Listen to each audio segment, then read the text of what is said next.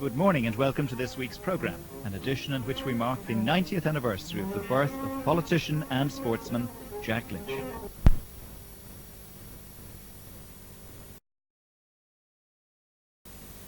Professional job nowadays. As far as young boys entering politics is concerned, that's a different problem. A boy can very easily decide in his young days to become a politician and nothing else. In the first place, he has the problem of being selected by the party of his choice. He might wait several years before he could be selected as a candidate, because most of us have a very democratic method of selection of candidates. And then, of course, he has to go through the hazard of an election. He might stand once, twice, or three times before he was successful, so that it might be many years before he could be actively engaged in politics. I certainly would advise young people to become actively interested in politics, not so much as a profession ab initio, but leading possibly to a complete dedication to politics in the long run. This morning's main focus is on Jack Lynch as politician, although we will conclude with his strong opinions on how contemporary hurling was A, changing, and B, in decline at the close of the 1980s. Plus some memories of the private ceremony when he gave all his All-Ireland medals to the GAA. That's later. And I was offered a temporary job in Dublin, probably to play with Civil Service Hurling Club. This was during the war, during the emergency, when Jack Lynch was at the height of his powers on the hurling field. I suppose I was almost professional, but I had a job that paid not too well, £2 a week. And it was a bit strange then, but fortunately a crowd of us got together and got an apartment, a flat in Mount Street, Upper Mount Street. That was number 46, I worked in 36. I didn't realise after a few years later I'd be presiding in number 13. Number 13 being Fianna Fáil headquarters. Jack Lynch had joined the party just ahead of the 1948 general election. He received the highest Fianna Fáil vote in his Cork constituency.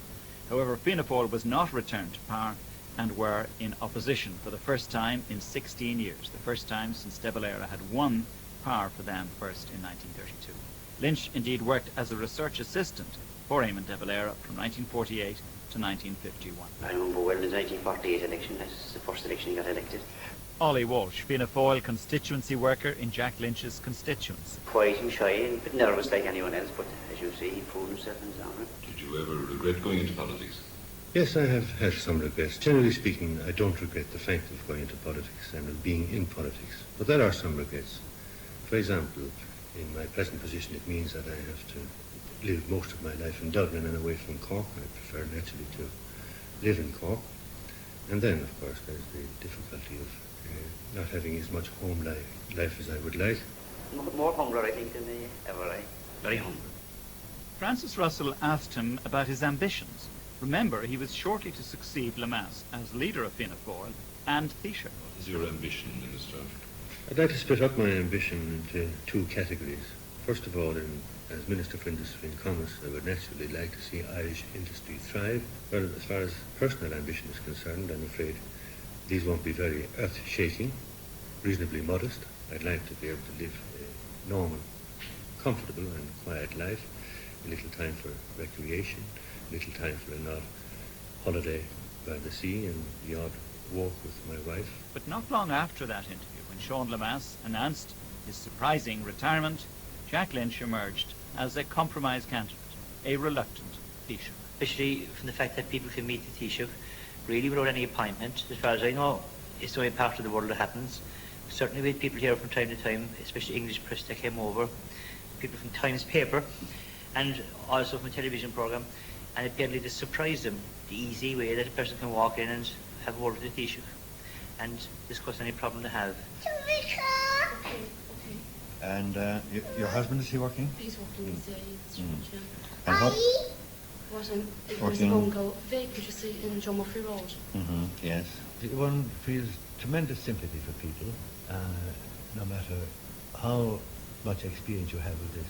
You do know that some people do have problems, and it's some satisfaction to feel that you can help them in some way. After he became Fianna Fáil's third party leader, succeeding Eamon De Valera and Sean Lemass, Lynch, a compromise candidate between the two front runners at the time, who were Charlie Haughey and George Colley. And this was Lynch's assessment, incidentally, of his two predecessors as Fianna Fáil leader? Well, I saw both of them working. I served under both of them, and I always regarded that they worked very well in tandem. De Valera with the long vision, the Mass with the practical mind. And I think I tried, maybe I didn't succeed, in marrying these two perceptions. I liked the long vision of, not necessarily comely maidens dancing at the pattern at the crossroads, but nevertheless I didn't like to see the old values lost, for I had a very high regard for Sean the Mass and being a realist, a very practical man in every way. In fact, if one asked me which of the two I admired most, I don't think I could give an answer that I could believe in myself. As Fianna Fáil leader, Jack Lynch fought 3 elections. He won the first in 1969, then lost to a Cosgrave Cordish-led Fine Gael Labour coalition in 1973. And it was widely expected that that government would be returned when they called an election in 1977. Not least because the government of the day had control in those years of the redrawing of constituency boundaries. All sorts of mischief followed. Jimmy Tully's redrawing took the form of a proliferation of 3-seat constituencies, where Tully anticipated that Fianna Fáil with 1.5 quotas would just win 1 seat, Fine Gael with 1 quota would win a seat, and Labour with perhaps 0.7 of a quota would win the 3rd seat, and Fianna Fáil would be runner-up. Unfortunately for Tully, there was a sufficient swing to Fianna Fáil that it won 2 out of the 3 seats in many of these new 3-seaters. This was a surprise. And here from the archives is how Sean Dignan and Chris Glennon predicted the Fine Gael Labour win on the eve of that election. One politician said to me yesterday, a coalition politician, he said if Fianna Fáil can pull off this, it's the biggest comeback since Lazarus, and if they do pull it off, we who I think most of us agree that the coalition are going to win this, we're going to have to take some stick from Fianna Fáil. I think Mr. Lynch was saying there just a few minutes ago that he was looking for 77 seats for Fianna Fáil. I think he wouldn't have much trouble getting a bet on with a few bookies. I'd lay him odds myself on that one, actually. Without more ado, I'll give you the man who has come to speak to you tonight at his own request, our real Taoiseach. And you're all join in. It never goes to sleep. It is wide awake alone. And I'm longing for a peep at the good old Blarney song. Thank you. And Sean Dignan bravely returned a week later to the This Week studio. Well, they're back here in the studio with me now. Sean Dignan, it would seem that not only has Lazarus come back, but he's brought a lot of his friends with him as well. Why did you all get it so wrong? Well, yes, indeed. I think you could say that the so-called dead, or the alleged dead, arose and appeared to many rather flabbergasted pundits. And that was the last occasion when Fianna Fáil won an overall majority. Among the newcomers in 1977 at that election were Charlie McCreevy, Bertie Ahern and Albert Reynolds. Also, Martin O'Donoghue was one of those encouraged to come into politics by Jack Lynch, who was also first elected in 1977. I suppose the words that come to my mind are things like integrity. Also, I think very much a man at peace with himself. That was taken from a special Joe Duffy programme to mark Jack Lynch's 75th birthday. Seamus Brennan was on the telephone that morning. No, I was going to add, I remember the meeting in Jack Lynch's house where we sat down and thought through in 1973 what should be the approach over that opposition period, and that decision gradually emerging. And he was very conscious that he had to, so to speak, bridge the gap, that he knew that the old generation of Fianna Fáil was gone, and of course in your case Tommy Mullins having gone as the secretary, that he had to put the stamp. The one thing not to do was to appear to be just having a caretaker or an interim, and the whole drive then had to be that he was going to manage the transition to the next generation. Well, and you did him proud. Well, yeah, thank you, Mark. But I always felt about Jack Lynch, and I still do, that he's a great respecter of tradition, and he doesn't like to throw the baby out with the bathwater, as it were. He keeps one foot very firmly in the traditions and in the values that he's proud of. But he also moves forward and tries to bring the country with him. he liked, in making decisions, I always felt it, and getting things done, to bring the country with him, rather than to run way out ahead of it and almost challenge it to follow him. The legacy of Jack Lynch, Seamus. Well, I think he brought great respect and enormous admiration to Irish politics. His legacy will be his handling of Northern Ireland, and his giving of a lot of respect to the Irish public. But I think particularly if I had to pick out one area, I would say the way in which he handled the Northern crisis and took the entire island through some very, very difficult years. Would you say, I mean, we're talking, bringing you in at 23, brought Des O'Malley in as the youngest ever Minister for Justice, Mary Harney, he brought into the Shannon as well. It must have been very hurtful for him to see Mary and Des leave and form the PDs. I wouldn't think so, Joe, in that sense. Jack Lynch always trusted people to make their own decisions. When he gave me that post at 23, he told me that. He said, you're now the General Secretary of the party, you make your own decisions in that post. I'm sure he told the same to the others. He gave you the post, he didn't give it to you if he didn't think you were up to it, but then he expected you to perform.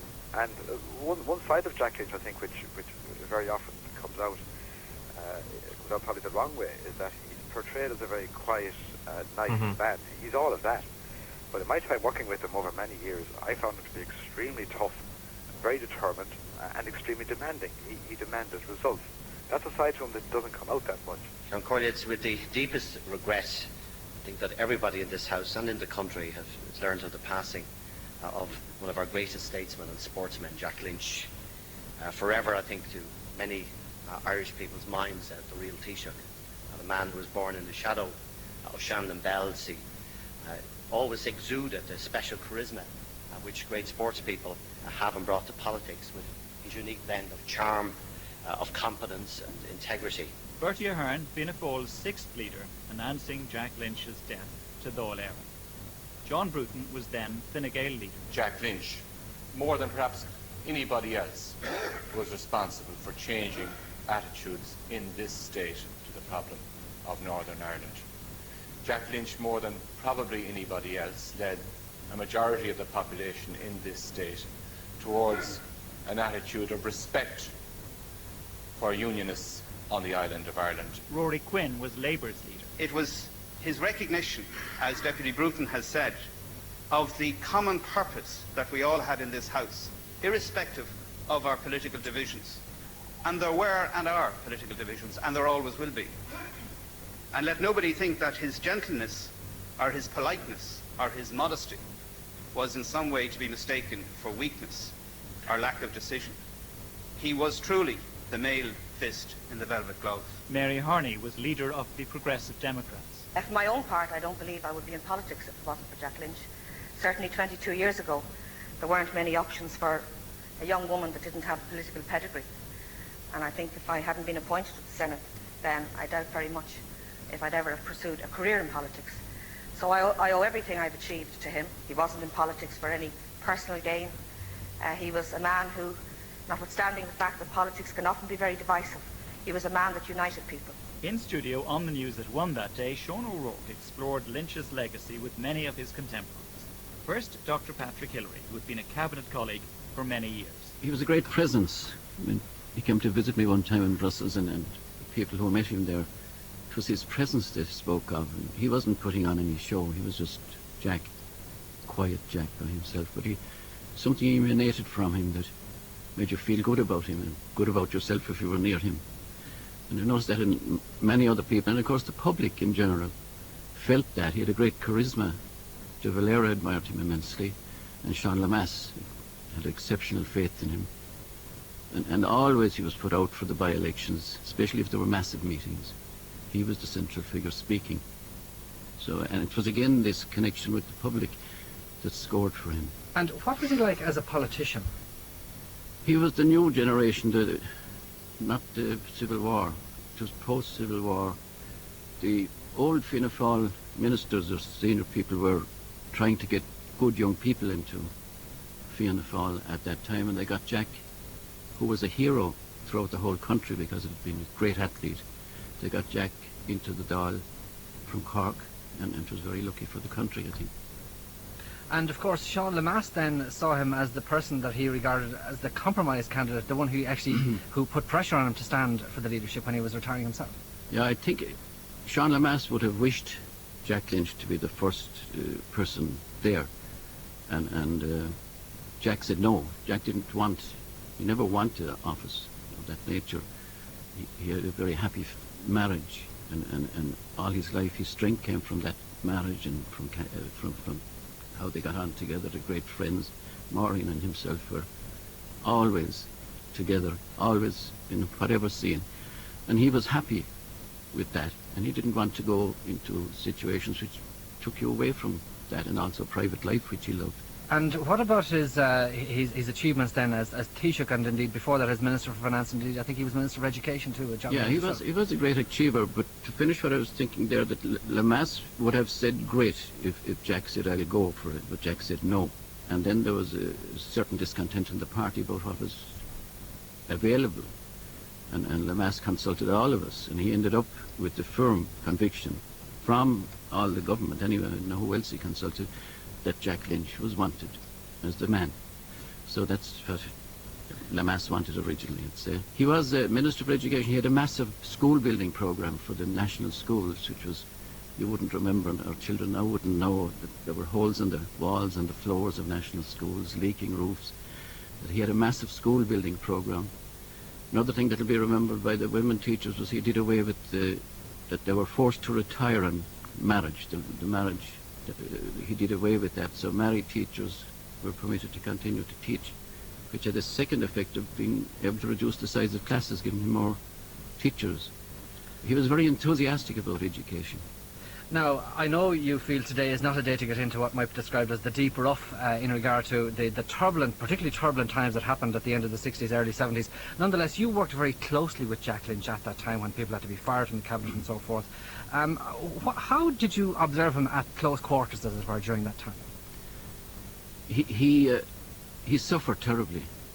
He lost at least a half a stone, maybe a stone weight in 1 week. And I was near him all the time. And I don't think any other man would have the physical strength to deal with what he was dealing with at that time. But we were lucky, as I say, we had him there. His head was clear about what he should do. And regardless of any consequences to himself politically, he went ahead and did what he should do. So he was powerfully strong, but his situation was so severe. I remember Paddy Smith saying we're all weak now, because it was a weakening situation within the government and the party, but he carried us through that. Well, my brothers now knew him very well, and they taught the world of him. On that day that Jack Lynch died, Pascal Sheehy spoke to some citizens, voters of Cork. Loved by everybody. And of course the bridge below then is named after him. He'll be well remembered in Cork anyway. Oh, he will. And they said this morning on the news that he'll rest with Chris Deering. They'd have a great game above.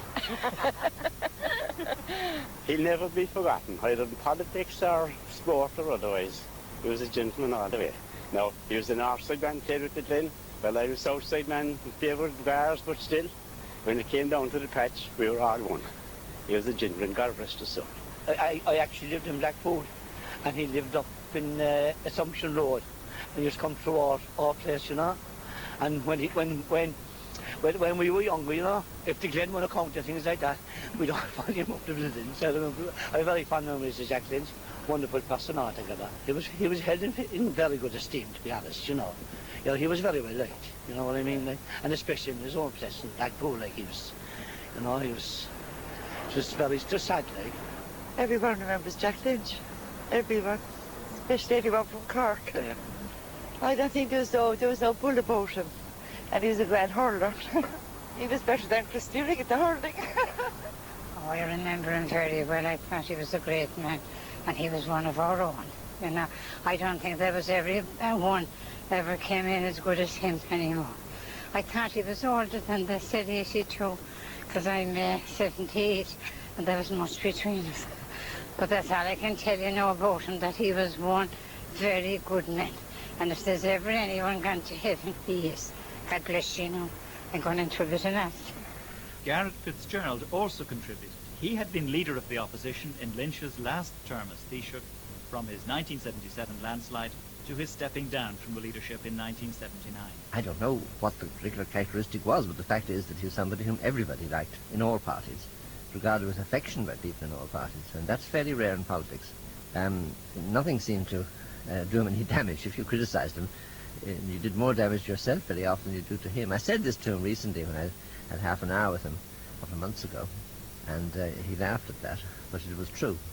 I mean, when you think of the events of the late 70s, the financial problems that were created, we in opposition were criticised.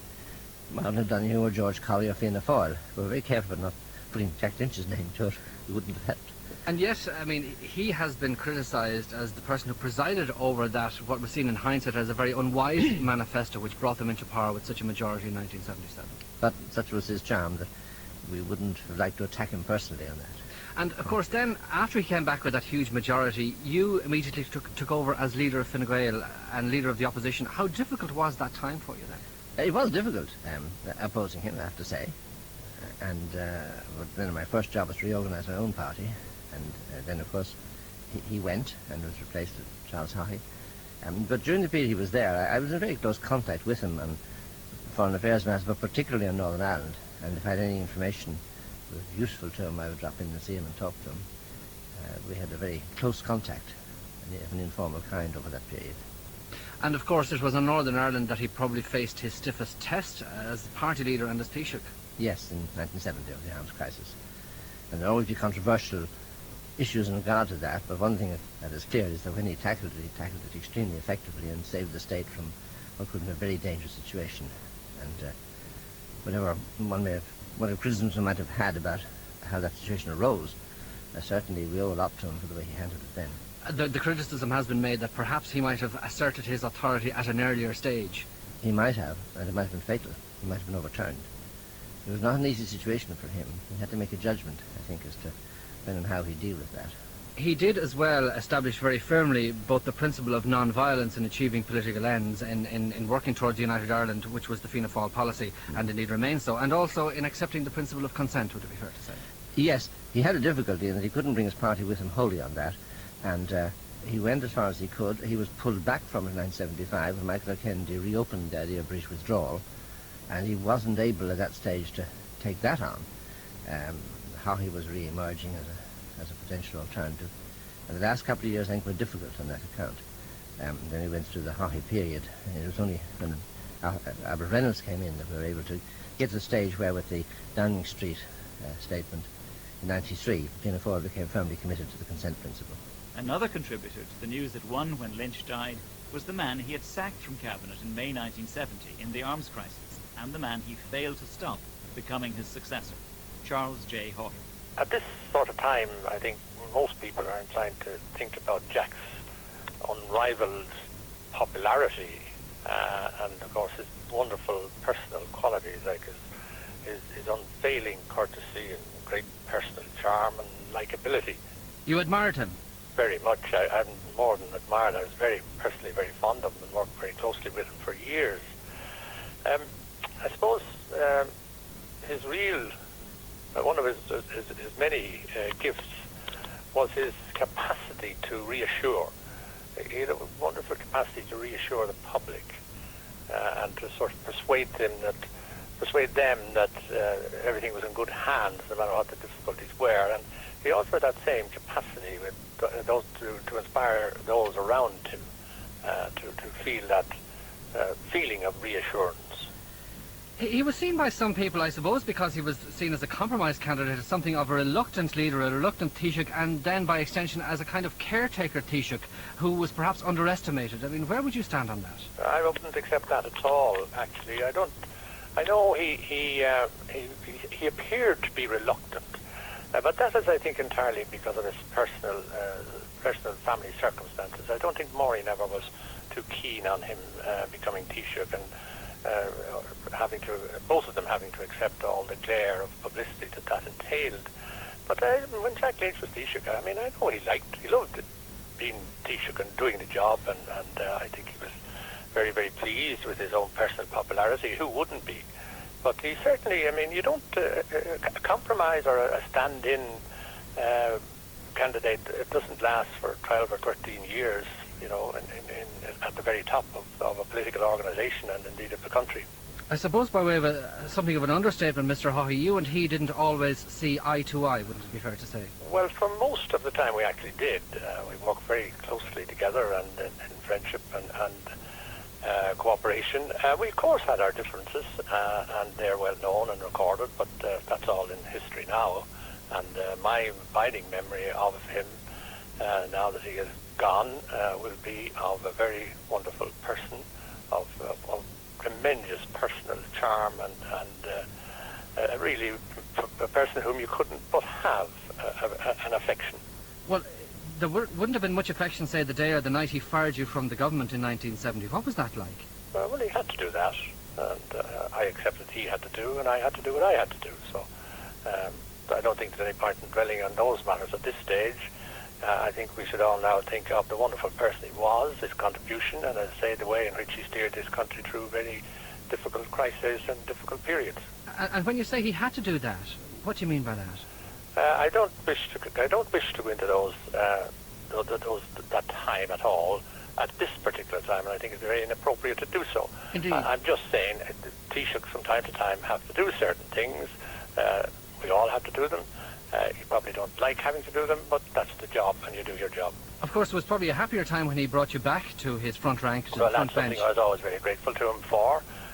Did he have to do that as well, though? I mean, No. I think he just did that because he felt it was in the best interest of the Fianna Fáil organisation at the time, and perhaps even of the country. And there are those who say that he was very disappointed that, in fact, you were his successor, that he didn't favour you. I don't know about that, and I wouldn't venture any opinion, and he certainly never indicated anything of that sort to me. Charles J. Haughey when Jack Lynch died. Talk about Lynch that day was Fianna Fáil's fifth leader, Albert Reynolds. He was incredibly popular. Even, I believe, on the forecast that came in before the 1977 election, he wouldn't believe them himself. He wouldn't believe the polls. He wouldn't believe anything because he didn't conceive for one moment that he could get the number of seats that they were forecasting he was going to get. You were part of it yourself? I was part of it. I came into politics in 1977 at the time of the huge victory of Jack Lynch in bringing the party back with such a huge majority. And I remember on the final rally platform in Longford, I got up and I was saying my few words as a raw politician, new guy, and I just had a very simple message, because the message we were putting out at the time was to get things done, vote Reynolds won. But I remember on the platform saying that I knew what Longford needed. If I couldn't do better than those that had gone before me, I wouldn't be back for re-election at the next time round. And I sat down and Jack said, you should never say things like that, because in politics you live to regret saying things like that, because you never can do all the things that you aspire to do or feel you can do or want to do. And of course he himself, within a year, had walked into the famous Mike Burns trap about the 100,000 unemployed. Should Fianna Fáil not be returned if unemployment stayed above that level? And he said, of course not. And before we hear Albert Reynolds' reply, here is the clip, the historic clip they're talking about. Mike Burns is the interviewer. Taoiseach, before finally leaving the economy, could I ask you one question? If there are 100,000 unemployed at the end of your term of office, do you think the electorate would right to put you out of office? Absolutely. And I think that'd be only well justified if there are that many. I think we have now a much more volatile electorate than we ever had before. And I believe that the big majority we got was because there was a volatile electorate who are no longer hung up on the old slogans and the old commitments and the old loyalties. Therefore, if we don't deliver, then the electorate are entitled to put us out of office. Back to the Albert Reynolds. That's right, and I mean they kept throwing it at him for the rest of his life. That's why we always have to be careful of you guys in the media. Yes, but I mean, nonetheless, staying with that subject, you perhaps and others became quite concerned at the way the events turned during that particular period of government, and the economy started to go wrong. There was the oil crisis, spending began to get out of control, and it's been widely suggested that you and others set out to dethrone Jack Lynch. No, that's not true. I mean, it was right or it was known to everybody for quite a long time within the party that he was, he had considered and was about to go, and the leadership race was on between the late George Colley and Charlie Haughey. And people began to line up on different sides. But I have always said, and still believe it to this day, that if Jack Lynch hadn't resigned, that nobody in the party would ever put down a motion for him to resign or to dethrone him. So it's a question of when you take sides, you're seen in a different role. But weren't you and others part of the famous Gang of Five Vincent Browne has written about in Yeah, but what does he mean by the Gang of Five? The plotters. What do you mean the plotters? I mean, the man was going. We all knew he was going. There was no need to plot. It was a question of canvassing for whoever you choose to support. And at that time, I chose to support Charlie Haughey. As an individual, how will you remember him? I remember him as a very caring, thoughtful leader, a man indeed that we could all look up to, a man indeed who was gentle in many ways, but at the same time, when toughness was needed, toughness was always forthcoming. He was the same on the sports field. He will be always admired, revered and remembered in Cork for his achievements on the sports field, but nevertheless he was a Corkman through and through. Also Austin Curry, formerly of the SDLP. Well, as a Member of Parliament in the North, I got to know the late Taoiseach well. At the time of the first Northern crisis in 1969, and later as the Northern tragedy evolved. A wrong move on his part could have led to the destabilisation of the whole island. At the same time, doing nothing was not an option in view of what was happening to Northern Catholics at the time. And I repeat the judgment of Jack Lynch's actions, which I publicly expressed at the time. Jack Lynch did as much as he could in an extremely dangerous and potentially explosive situation, and as little as he could in view of the pressures on him to do something radical. But I must also say that on a personal level, his kindness to Anita and I and our family at a time of great stress and danger will always be remembered and will always be deeply appreciated. Another contributor to that programme, The News at One, on that day was Paddy Downey, former GAA correspondent of the Irish Times. A marvellous player, elegant, strong, skillful, athletic. He had all the qualities, as well as a very good temperament. But I'd just like to repeat what Paddy Downey there said. This is Frank Dunlop, one-time press secretary to Jack Lynch. The language that Paddy used, he said he was elegant, strong and skillful on the playing field, and that's the way Jack played his politics. He was elegant, strong and skillful.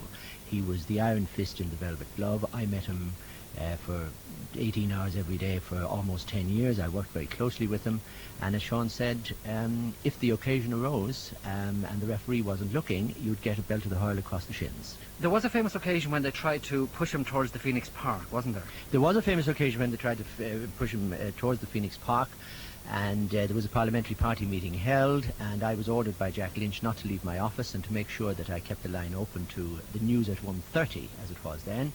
Gerald Barry. Jack came out at 11:20, gave me a statement to have read out on the news at 1:30, which said that he had told the parliamentary party that under no circumstances was he going to go to the park. I went down to the Dáil restaurant to be met by two very prominent members of the Fianna Fáil party to ask me on whose authority I'd issued that statement. I told them on the authority of the leader. Well, they said he made no such statement, and the meeting is resuming at 3 o'clock. The meeting resumed at 3 o'clock and was over in 3 seconds. Jack had beaten them hands down. Frank Dunlop. We will conclude with a subject which, from listening to many hours of material, the subject which Jack Lynch preferred to talk about more than politics: hurling. Here he is with Donegal Dooling on the All-Ireland final weekend of 1989, talking about a game which he loved. What do you think, Jack Lynch, is it about hurling that makes people want to talk about it like we are now? I suppose, well, number one, it's ingrained in us. It's the oldest game in Ireland. I believe, even though I'm not going to pretend that my judgment is objective, it's the greatest field game in the world. It goes back to mythological times. Cullen, whether he had a golden hurley and or brass hurley, whatever it was, and a golden ball, I don't know. I wouldn't like to be playing with those myself, because you can't beat the ash. And then these, even that very phrase, the ash, clash of the ash. Clash of the ash. You know, the hitting a ball overhead on the ground, or overhead and on the ground, and quick movement. And the fact that in the old days people were able to fashion their commands out of hedgerows and things like that. And it's close to nature. And it's a totally indigenous game. And I hope it'll expand. It is great to see teams like Offaly, you know, again, Antrim coming up. I was at Croke Park there a few years ago in the juvenile competition, and I saw some teams from Derry doing very well. Galway, of course, were strong in my time. But I would dearly like to see Clare and Limerick and Galway coming back, and of course Wexford in hurling. They had a great. Wexford brought a good deal to the game, didn't they? Oh, they did indeed. Again, there was this wholesomeness and strength, and you know, there was a vigor, vibrancy about the game in those days as well. Dynamism, absolutely. And for the boys who Wexford, that kind of thing, it stirs a fella's blood. I'm sure if I were from Wexford in those days, it's hard for a county that has won a lot to be down for a long time, like Tip, 1971. Yes, I was thinking as I was coming over in the car this morning. Was it 17 years? 71 as well. 17, that's 18 years.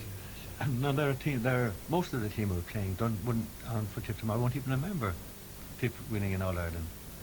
And most of the lads, the 15 and 16-year-olds who will be on tenterhooks tomorrow, it will be like history for them to hear about Tipperary winning All Irelands, because, you know, history becomes very attenuated when you're 15 or 16. I mean, do you enjoy sitting in Croke Park? I do. I enjoy it. And what's more, I can detach myself from the desire to get in and play, because I'm certainly not on Tomani or in Glee.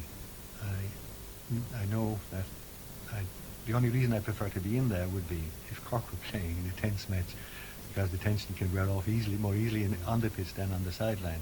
But certainly I never had any desire to want to be in there, because I felt I could do better. I knew I wouldn't, because I was on in years anyway. But I love going to see. I love watching the skills. I don't like some of the skills that are developing, this tendency to catch the ball too frequently. And the hand pass. I'd allow only one hand pass outside in the course of play. A fellow who might be in trouble, hand pass to a man who's free. I'd oblige him to deliver the ball with his hurley, or with his boot for that matter. But I certainly would disallow any scores with the hand, because the forward, the goalkeeper and back had no chance. And it's all about the come on anyway. Come on, and there's nothing better than to see a fellow flying, hitting. You might shorten the grip on the stick, or shorten the stick with your grip, and tap it over the bar. But that's hurling. The other thing is only handball. Jack Lynch is remembered as one of the greatest hurlers. He captained the Cork hurling teams of 1939, 1940 and 1942, and was on the winning team, the All-Ireland winning team in 1941, 42, 43, 44 and 1946. Did he miss out in 1945? Well, yes, but to compensate, he was a winner that year of an All-Ireland Gaelic football medal with Cork. And before he died, Jack Lynch made a donation to the GAA Museum of his hurling memorabilia. Con Murphy, his old teammate, was invited to that private dinner. Well, as everybody knows, Jack went on to an eminent career at the bar as a lawyer, and of course became the highly respected politician that he was for many years in our country. The one thing that I always feel saddened about, and I'm sure many other people did as well, is that he hadn't the opportunity for long to enjoy the fruits of his labour and his career at the end of his time, when his health broke down a little. But he still was a man of great courage, never allowed his health to interfere with his normal living if he could manage it. And one of the really grateful memories I have of Jack is, in that situation, in failing health, he decided to hand over all his wonderful trophies, and which portrayed the history of his achievements, to the GAA National Museum in Parker Croaky. And Maureen, his good wife, who we always must regard as so supportive of him and so helpful to him during his career, and particularly during his illness, invited Liam O'Mile-Vihill, the Archsteward of Cumbernauld Clonscale, the great Glenrose man Liam O'Tuma, and myself to his home in Dublin for the official handing over of his trophies to the National Museum. And as he handed over that wonderful array of trophies, it will always live with me I never saw Jack emotional in his life, despite having known him for 40 years or more, until that occasion. And I will always remember his final remarks, which were rather conclusive, I suppose, to a great career and the lifetime of a great man. He said to Liam O'Malley as he handed over the trophies, "Take good care of them," he said. "They were hard won." We turn next to a politician, the 90th anniversary of whose birth falls next week, Jack Lynch. Twice Taoiseach, the third leader of Fianna Fáil and the last leader of the party to win an overall majority, and that was 30 years ago in the 1977 election. Before his political career blossomed, and we'll be dealing with his political career next week, he had been an outstanding sportsman, representing his native Cork, winning a record 6 All-Ireland medals in succession, 5 in hurling and 1 in football. Well, we weren't well off. My father was a tailor, and he did a lot of what they call merchant tailoring in his own right, but he had a job as well. My mother used to help him out. She was what they called, I suppose, a seamstress in those days. And by standards around the place, around the Shandon area, Shandon Street, we were pretty well off, even though that was only the main income. My mother's income was very much supplementary. But we had a happy childhood. We had a lot of close friends naturally around the area. We had cousins living within a stone's throw, O'Donoghue's, and all our neighbours were very close. There seemed to be, as far as I know, there was never any bickering. And then, being close to Shandon, we were living near the little nucleus of the Protestant community there, because we had the old school, the national school was there, Bob and Jones they call it, the teachers, the named the Batemans, the sexton melodies, and behind them was old Skiddy's home, which is a geriatric place endowed by a former wealthy Cork person named Skiddy. Jack Lynch grew up in Cork City, within earshot of the bells of Shandon. Well, I was born in Shandon, just beside Shandon Steeple in Cork, and there was a lane running down beside Shandon, through the graveyard, and it was a quiet way because there were steps at one end, about 30 or 40 steps, so there was no through traffic. So we were able to play games, and it was mainly hurling up and down. At least it was only probably 20 feet wide and probably about 50 or 60 feet long up and down that way. And so I had 3 elder brothers, each of whom played hurling. Theo, my eldest brother, played with Glenrover Seniors. Charlie, both since dead, played with Farron Ferris in college, and Finbar was my next eldest, and he played with me in the North Monastery, so the hurling was in the family. And of course my father was from Bantry, so he hadn't much knowledge of hurling, but naturally he became interested. But when he came to Cork, he played with an old Cork team, now defunct, Gaelic football, Nil Desperandum, known as the Nils. So, and then my father, also being a Bantry man, used to go bowling up around Fairhill, and brought a couple of us up to make sure he wouldn't lose his balls. So you had the whole... So we had a whole gamut and then, of course, going to North Monastery. There was nothing else you could do but play hurling in the North Monastery. Do you think the brothers were important to hurling? Oh, they were. They were tremendously important. We had some great mentors in the North Mon. Brother Lawler, who died later, I think, in Argentina. Brother Malone, Brother O'Brien, Brother McConville, Brother Moynihan, all dead now. But they were men of tremendous interest. And, of course, being brothers, they could stay back after school every day. And we had a little field just between the brothers' residence and the secondary school. It wasn't a very good field, but it was handy for hurling and knocking a ball around and for jumping around. And then, of course, being in the what you call the catchment area of Glenrovers, it was inevitable. How did they approach skills? Did they try to teach you these? No, indeed, except, no, I don't ever remember any of the brothers teaching us any skills, except Brother Malone. He was a Limerick man, and his motto was pull soon and pull fast. Just keep the ball moving, and there's no use in pulling when the ball is gone. But otherwise, I think, well, I suppose the skills were inherent in most of the youngsters in school in my day. He first became famous as a sportsman, and he played both Gaelic codes, football, but especially hurling. Cork had a lean period, as you probably know, since 1931, the day of the year of the 3 finals. Cork won on the secondary play against Kilkenny. So in between, we had a very lean period. We beat a good Limerick team in the Munster final, 1939. And we were straight into the final from then because there was no other I think Galway were playing against Kilkenny in the semi-final. So we went straight into the final. We thought we had a good team and we had every hope of winning it, but it wasn't to be. They won by the traditional point. And were you captain on that day? Yes, I was captain that day, so it was in effect a double disappointment to me because in Cork, as in other counties, the county champions usually provide the captain if they have a man on the team, and Glen Rovers had several on that team, and I happened to be captain of Glen Rovers at that time. It was also, of course, the time when a world war was breaking out all over. Yes, indeed, although we weren't really conscious of the war clouds, and we had read vaguely about Hitler's invasion of Poland, and we had naturally been hearing the news and de Valera's voice coming over and warning about, that times were getting very dangerous. You know from the news bulletins to which you have been listening that the great European powers are again at war.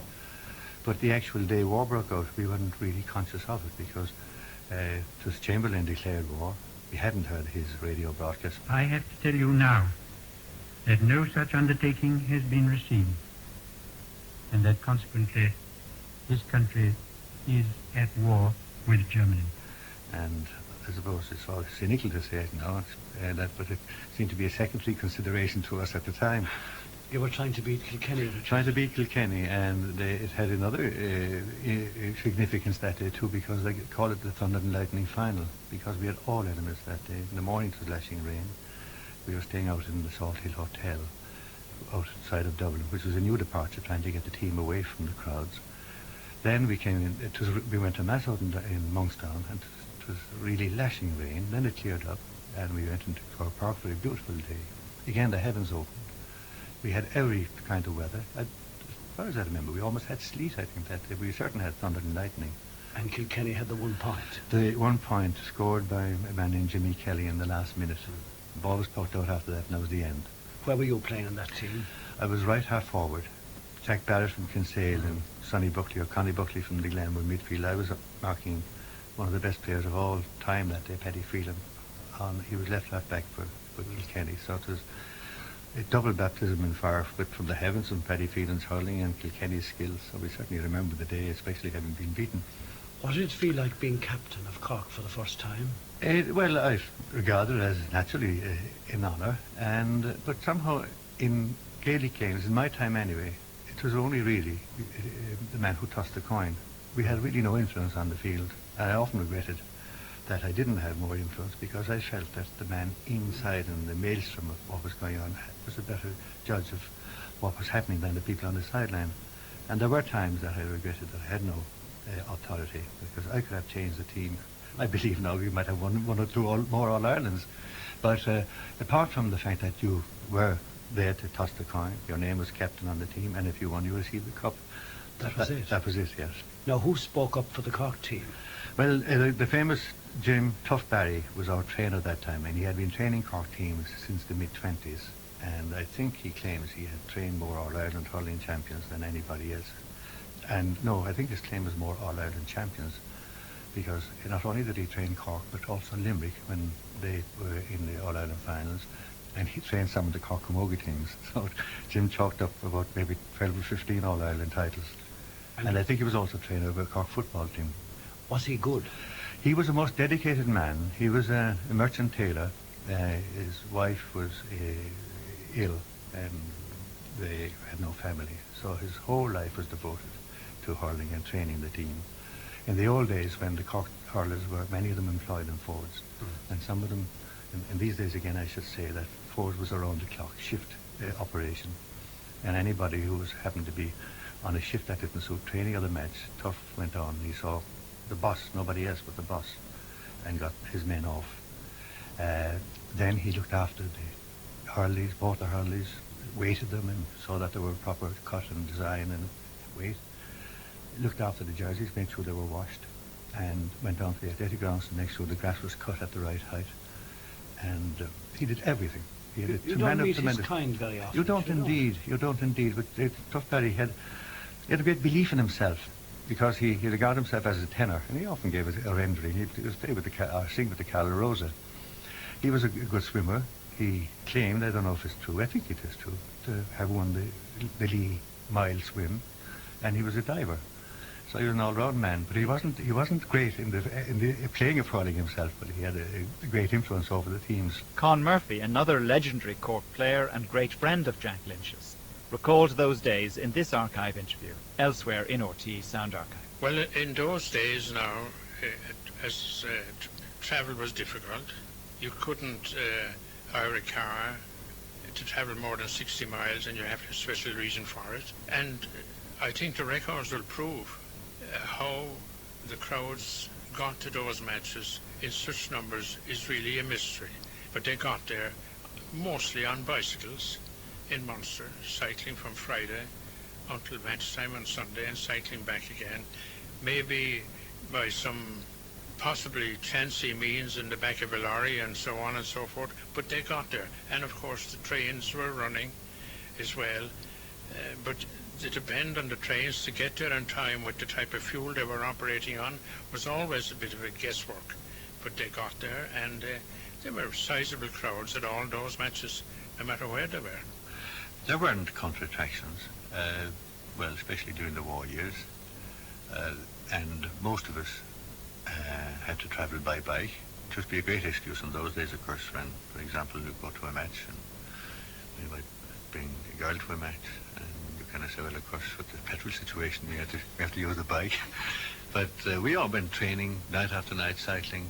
Some of the distant fellows, like from Fermoy, Mitchelstown, Middleton, Con Murphy from the southeast, Jack Barrett from the southeast, came by car, but these are hired cars mainly. I don't think any member of our team owned a car. On the occasion of his 75th birthday, Brian Farrell, broadcaster and political scientist, offered this assessment of Jack Lynch. I think he was is an extraordinary phenomenon. I think the most striking thing that I heard said about Jack Lynch was said by another great Irish politician, and that was Sean Lemass. And Lemass at one stage said to me, he said, "The people love Jack Lynch, but I wonder will they respect him?" And that was the question in his mind in regard to whether or not this extraordinarily likeable man, he is that Irish expression, a decent man, that is Jack Lynch, top to bottom. But there's much more than that to him. Of course, he was reluctant. He's not the first major Irish politician to have been reluctant. But I think those people, and they included colleagues of his own in the 1960s, who thought he was going to be a caretaker, and moreover, a caretaker that they could get rid of pretty damn fast. They'd got the wrong measure of the wrong man. He learnt, I think, as much about politics in Croke Park, and more importantly in Thurles and in Cork, as he ever did in Dáil Éireann. I think one of the things he learned was that you had to stand for yourself, but you also had to be a team player. He was extraordinarily good, I think, as a team player, both when he was a minister, serving originally under De Valera, then under Lemass, but also, I think, as Taoiseach, he had a great capacity to attract people to him, to gain their respect, as well as their affection. Lynch biographer T.P. O'Mahony on that same occasion, talking to Joe Duffy. Well, I have to admit to a very large bias, a great affection for Jack Lynch, and I speak not just as a Corkman, but as a Blackpool man, which of course, as you know, is the home of Glen Rovers and was the heart of Lynch's old constituency. So I was approached recently about another politician, and I said I wouldn't write a book because I said I simply do not admire and respect the individual concerned. And I think in Lynch's case, it was that fired me initially, and I still, of course, have that great affection for him. I think all that Brian has said is true. I think I'm reminded of something that happened, which I think is an indication of his innate modesty.